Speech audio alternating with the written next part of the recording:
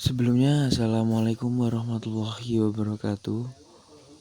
Pertama-tama marilah kita panjatkan puja dan puji syukur kehadirat Allah Subhanahu wa taala karena telah memberikan rahmat serta hidayahnya sehingga kita dapat berkumpul di pagi hari ini dalam keadaan sehat walafiat dan tanpa kurang suatu apapun. Yang kedua, tidak lupa salawat serta salam selalu tercurahkan kepada junjungan kita Nabi besar Nabi Muhammad SAW yang selalu kita nantikan syafaatnya di hari yaumul qiyamah kelak, amin.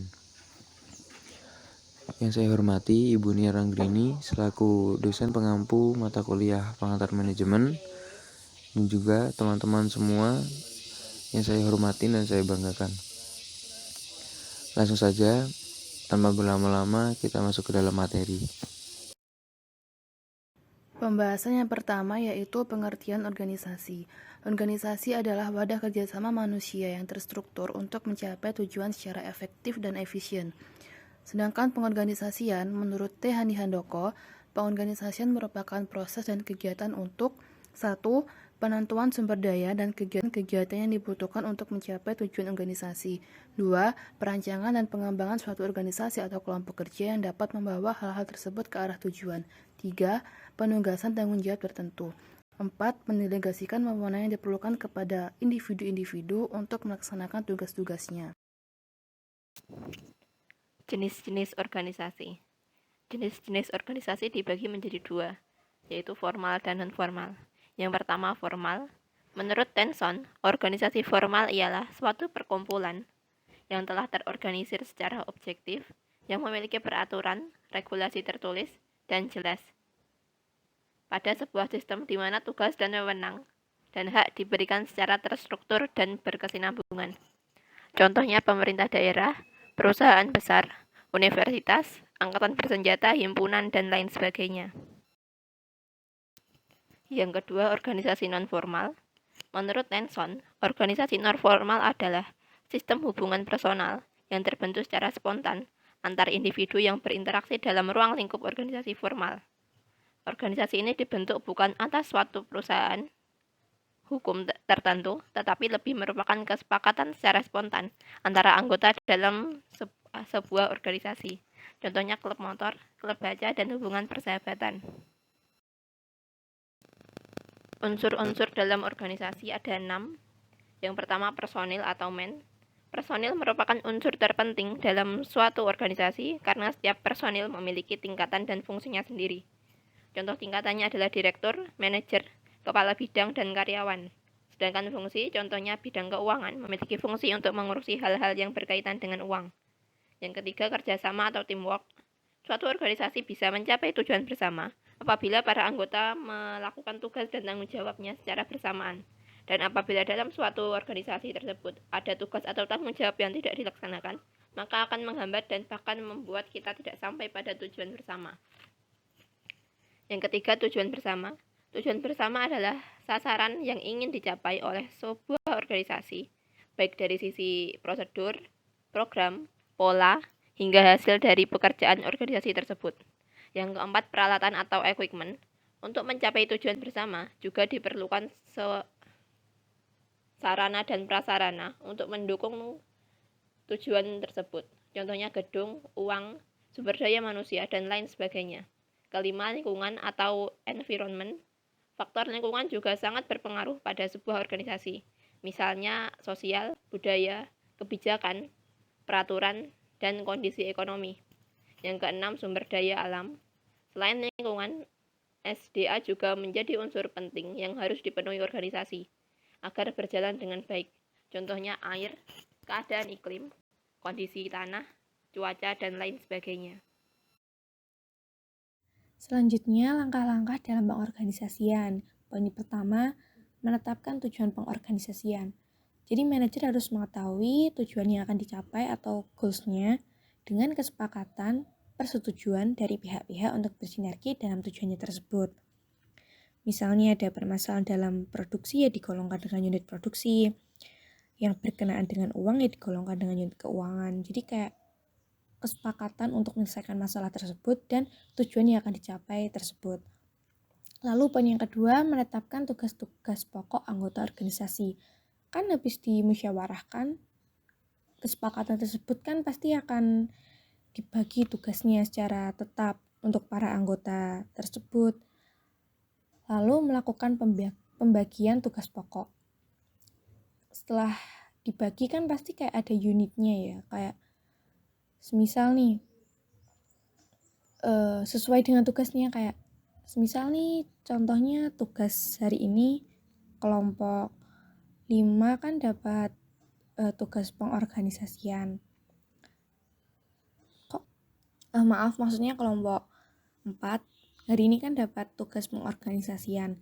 Lalu itu dibagikan tugas kelompok 4 pengorganisasian, tapi kan setiap orang punya tugasnya masing-masing. Ada yang menjelaskan pengertian, ada unsurnya, ada langkah-langkah, ada manfaat, ada tujuan.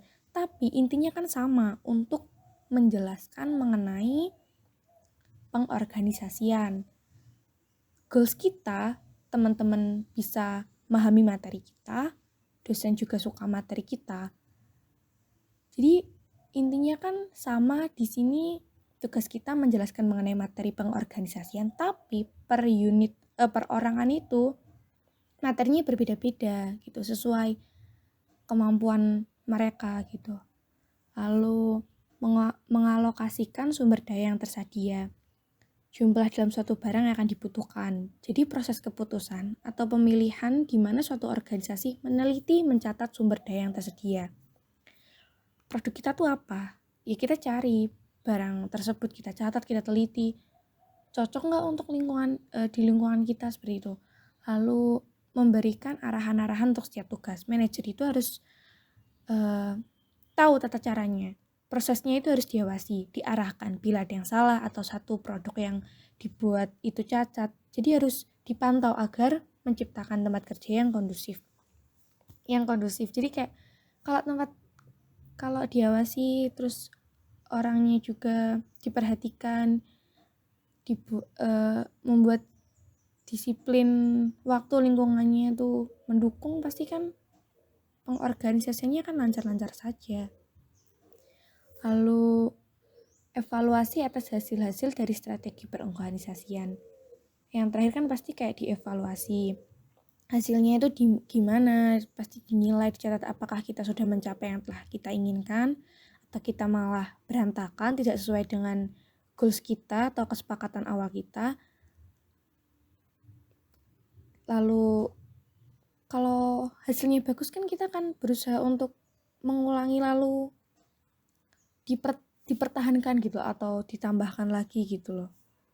Kalau kerja kita ternyata bagus selama ini, hasil evaluasi kita ternyata baik, pasti kan akan ditingkatkan. Kalau buruk ya jangan diulangi lagi, jangan membuat kesalahan seperti itu lagi, diminimalisirkan untuk tidak mengulangi kesalahan tersebut. Nah, dengan melakukan langkah-langkah tersebut, saya yakin manajer akan dapat umpan balik atas hasil yang mereka lakukan dengan tim atau karyawan tersebut untuk membantu dalam menyempurnakan pengorganisasian. Lanjut masuk ke materi yang selanjutnya, yaitu fungsi pengorganisasian. Fungsi pengorganisasian adalah suatu kegiatan pengaturan pada sumber daya manusia dan sumber daya fisik lain yang dimiliki perusahaan untuk menjalankan rencana yang telah ditetapkan serta menggapai tujuan perusahaan. Dan kata lain, pengorganisasian adalah fungsi manajemen yang berhubungan dengan pembagian tugas. Pengorganisasian mempermudah manajer dalam melakukan pengawasan dan menentukan orang yang dibutuhkan untuk melaksanakan tugas-tugas yang telah dibagi tersebut. Tujuan pengorganisasian adalah mengatur peran kerja tiap individu agar memiliki peran dan tanggung jawab yang sesuai. Pembagian peran dan tugas ini akan meningkatkan kinerja, pengalaman, dan keahlian tiap anggota agar dapat mengelola atau mengatur pekerjaannya dengan baik. Berikut 5 tujuan pengorganisasian, yaitu yang pertama mempermudah koordinasi, yang kedua bentuk pengawasan, yang ketiga mengoptimalkan keahlian individu, yang keempat efisiensi biaya, yang terakhir meningkatkan hubungan antar tiap anggota. Selanjutnya yaitu manfaat pengorganisasian. Adapun manfaat dari pengorganisasian antara lain sebagai berikut. 1. Sebagai fasilitas koordinasi tiap anggota. 2. Dapat mengoptimalkan pembagian tugas anggota. 3. Tiap anggota dapat memahami apa yang ia lakukan. 4. Mengefektifkan pengawasan kinerja dan output. 5. Meningkatkan keahlian spesialis dari anggota organisasi.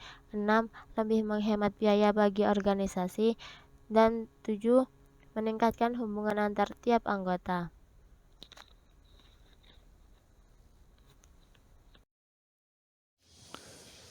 Baik, mungkin itu materi yang bisa kami sampaikan. Ada kurang lebihnya kami mohon maaf. Saya akhiri. Wassalamualaikum warahmatullahi wabarakatuh.